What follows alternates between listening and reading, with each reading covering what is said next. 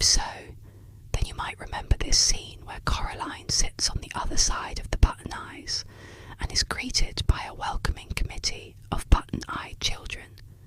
Now, what if instead of button eyes, the children all had no eyes, soulless eyes, or worse yet, eyes that glowed an eerie red in the darkness? That image is what we're going to be thinking about for today's story.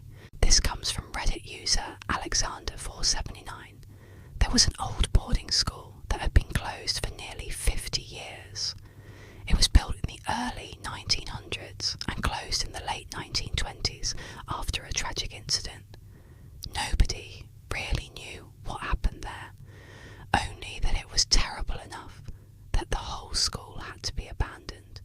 The last headmaster died in his office with a single stab wound to the chest, supposedly done by a student, but nobody really knew why, and the name of the student was lost to time. As a kid, I attended a summer camp near this abandoned school. One day, us kids dared each other to go explore the grounds. Of course, we weren't allowed to do this because, liability and stuff like that.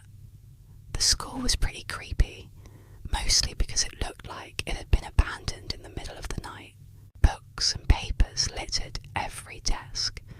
Chairs were overturned, and in some rooms, beds had been overturned, with stuffed animals ripped apart. We spent hours exploring the school, and I was amazed at how little had changed. One part of the school was off limits though, and that was the East Wing. This set of connected classrooms and dormitories was blocked off by two large iron gates. The students whispered that one particular room at the end of the East Wing was never to be opened.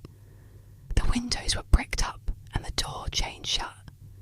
No one remembered why, only that something terrible had happened there. Eventually, my friends and I decided to leave the school. We didn't want to upset the ghosts that were probably haunting it. Yeah, I was a scared little child. Fast forward to 2018. A local real estate developer purchased the building with the intention of renovating it and making it into apartments. Me being the electrician that I am, I was hired to inspect and rewire the building.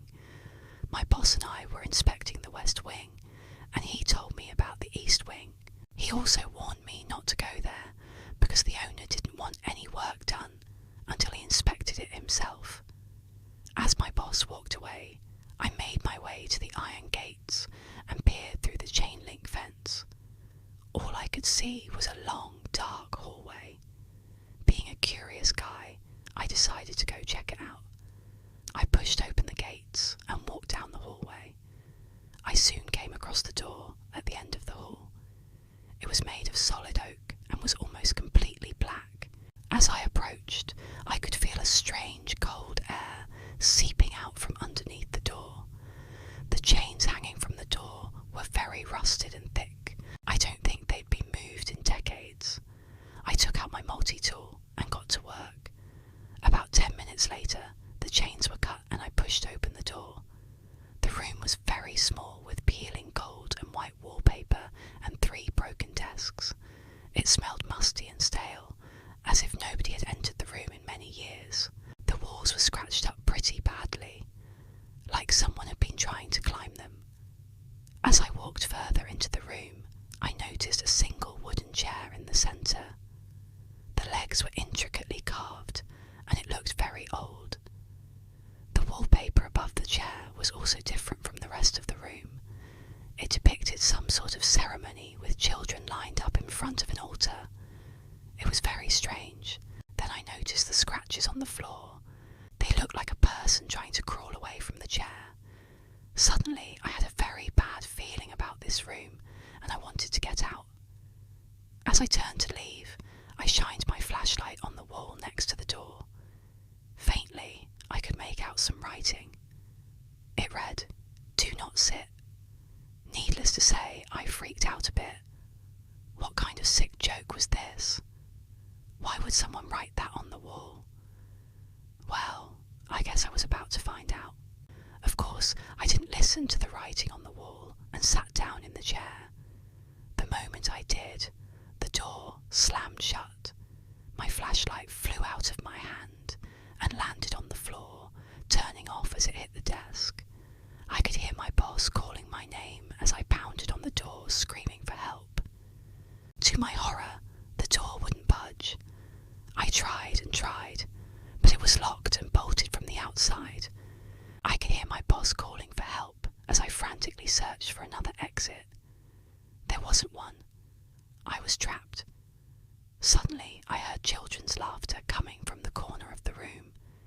It sounded like they were playing tag or hide and seek. Then, the laughter stopped. I heard footsteps near the door. Then the scratching started again. This time it was coming from behind me. I turned around slowly and saw dozens of little hands pressing against me. They were cold and slimy, like dead skin. Their fingers dug into my clothes and left deep scratches on my arms.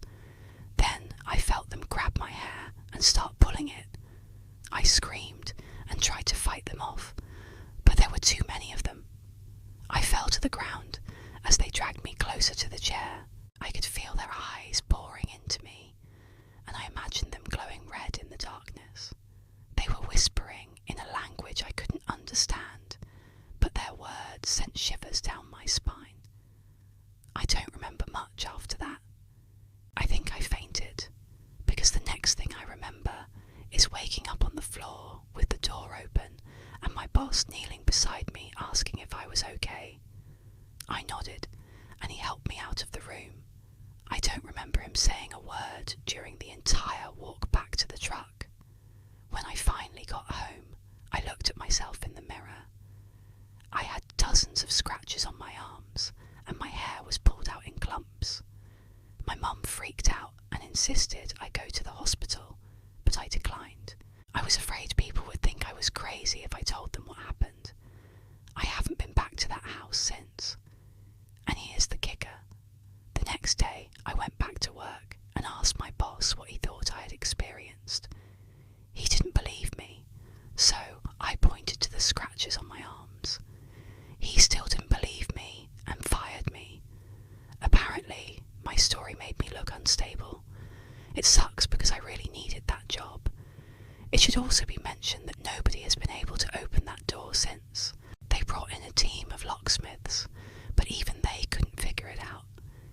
They ended up having to break a hole in the wall to get to the doorknob, and that room has remained undisturbed ever since. Some say it's haunted, and those poor souls are stuck in that room forever. Others say it's just an old building settling. I personally think that there's something very wrong with that room. If you ask me, I think OP should take the advice of the ghost children and run. Don't walk, if he ever goes back there. The first rule of ghost children is you do not interact with them. The second rule of ghost children is you do not bring any snacks because they will make you share. The third rule of ghost children is, and this is the most important, if they offer you a game, you politely decline. It doesn't matter how good it looks. It's just a trap. I learned it from the best. Have you ever met any ghosts? Share your thoughts below. And if you want to hear another scary story, then you're going to love this one. Thanks for watching. Thanks for watching.